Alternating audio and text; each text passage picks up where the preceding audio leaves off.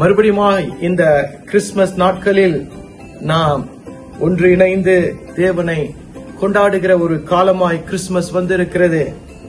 இன்றைக்கும் உங்களுக்கு முன்பாய் லூக்கா 2ஆம் அதிகாரம் 10வது வசனத்தை முன்பாய் வைக்க ஆசைப்படுகிறேன். வசனம் சொல்லுகிறது, தேவதூதன் அவர்களை நோக்கி, பயப்படாதிருங்கள், இதோ எல்லா ஜனத்துக்கும் மிகுந்த சந்தோஷத்தை உண்டாக்கும் நற்செய்தியை உங்களுக்கு அறிவிக்கிறேன் என்றார். The angel said to them, do not be afraid, for I bring you good news of great joy that will be for all the people. இன்றைக்கு உங்களுக்கு தாவீதின் ஊரில் ஒரு இரட்சகர் பிறந்திருக்கிறார். பிரியமானவர்களே, இன்றைக்கும் இந்த கிறிஸ்துமஸ் நாட்களில் ஒரு நற்செய்தி உண்டு என்று சொன்னால் அது கிறிஸ்துமஸ் ட்ரீயை ஜோடிப்பதும் வீட்டை அலங்கரிப்பதும் புது உடைகள் வாங்குவதும் மட்டுமல்ல. அவைகள் முக்கியமானது அல்ல. ஒரு நற்செய்தியை தேவன் நமக்கு கொடுத்தார்.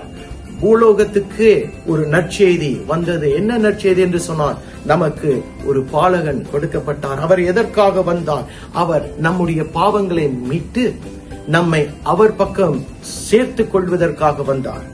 இன்றைக்கு நானும் நீங்களும் இப்படிப்பட்ட கோலாகலமான கொண்டாட்டத்தில் கடந்து போகிற காலங்களில் இருந்தாலும் நற்செய்தியை மறந்துவிடக் கூடாது. Never forget the good news that has been given to mankind. And what is that? That a savior was born. நமக்காக ஒரு பாலகன் பிறந்தார். அவர் நமக்காக வந்தார். நமக்காக எல்லாவற்றையும் சகித்தார். நமக்காக கடந்து போனார். நமக்காக மறுபடியும் வருவார். நற்செய்தி என்ன தெரியுமா?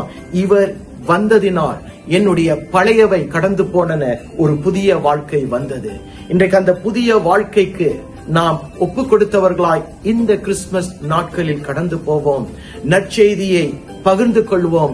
நற்செய்தி என்றால் இயேசு பிறந்த அந்த நாளின் காரியங்களை ஜனங்களுக்கு சொல்லுவோம். சத்தியத்தை சுவிசேஷமாய் அறிவிப்போம். இதுவே நற்செய்தியாயிருக்கிறது. கர்த்தர் நம் மத்தியில் பேசட்டும். Bless you all. Bless you all.